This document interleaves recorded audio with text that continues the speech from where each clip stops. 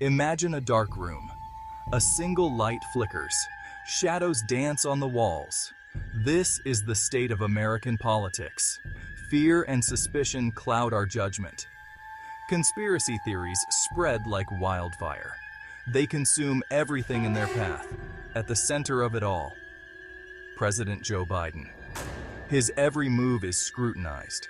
His every word is dissected. His mental fitness is questioned. Is he really in control? Or are there darker forces at play? Some say he is a puppet. They whisper of a secret group pulling the strings. They point to his age, his gaffes, his occasional stumbles. They claim these are signs of a failing mind, a mind unfit to lead. But is there any truth to these claims? Or are they just the desperate cries of his political opponents? To understand, we must journey into the heart of these conspiracies. We must separate fact from fiction. We must seek the truth. From the moment Joe Biden took office, doubts were cast. His age became a weapon. His political opponents, eager to seize any advantage, pounced. They painted him as a doddering old man, a man out of his depth, a man unfit for the presidency. Leading the charge were prominent conservative figures. Stephen Miller, a senior advisor to former President Trump, was particularly vocal. He spoke of a Biden cognition hoax. He claimed the media was complicit in hiding the truth about Biden's mental state. These accusations, though baseless, resonated with a certain segment of the population. Vivek Ramaswamy, a biotech entrepreneur and Republican presidential candidate, echoed these sentiments. He accused the media of betraying the public trust. He claimed they were covering up for Biden's alleged cognitive decline. He called for greater transparency. He demanded answers. These accusations, though inflammatory, struck a chord with those already suspicious of the media. They fueled the flames of distrust. They deepened the political divide. They made it harder than ever to have a rational conversation about the president's fitness for office.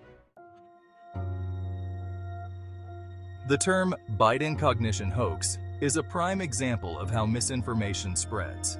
Coined by Stephen Miller, it quickly gained traction in conservative circles.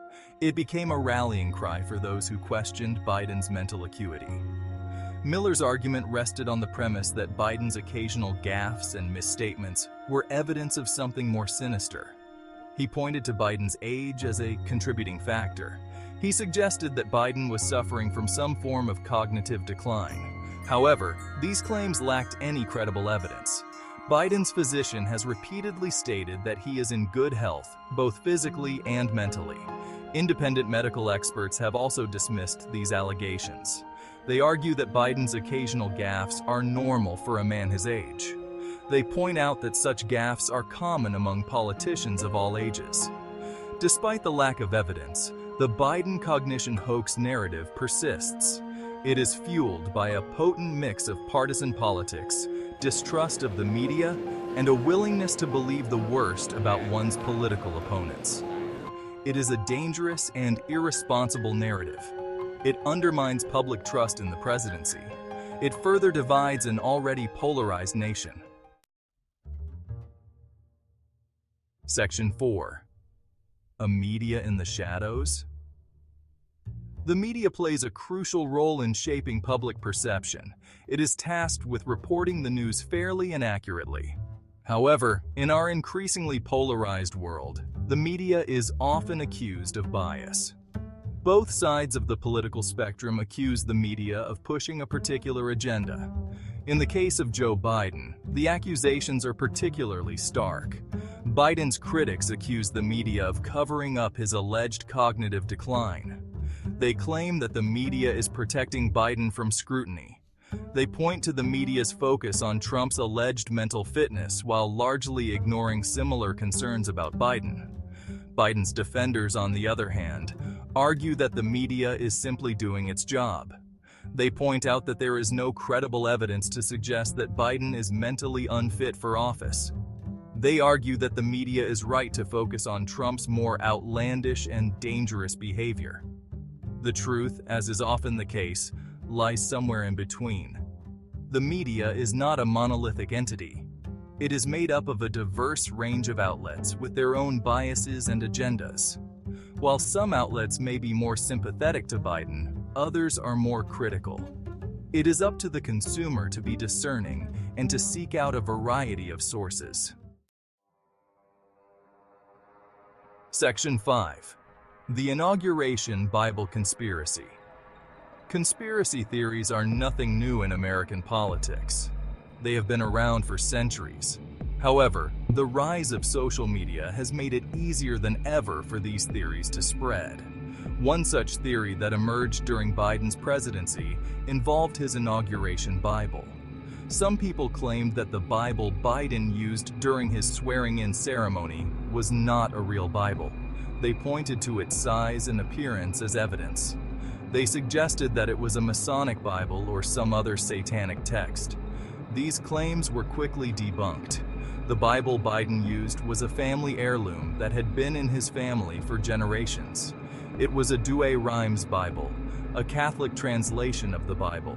There was nothing unusual or suspicious about it. Despite the lack of evidence, the inauguration Bible conspiracy theory persisted. It was shared widely on social media, particularly among QAnon followers. It was a testament to the power of misinformation and the willingness of some to believe even the most outlandish claims. So, what are we really supposed to believe? It feels like we're tangled in a web of half-truths, all spun by political agendas.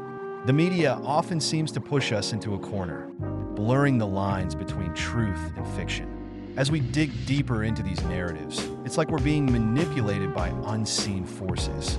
The more we explore, the murkier it gets. Are we just pawns in a game we can't even see?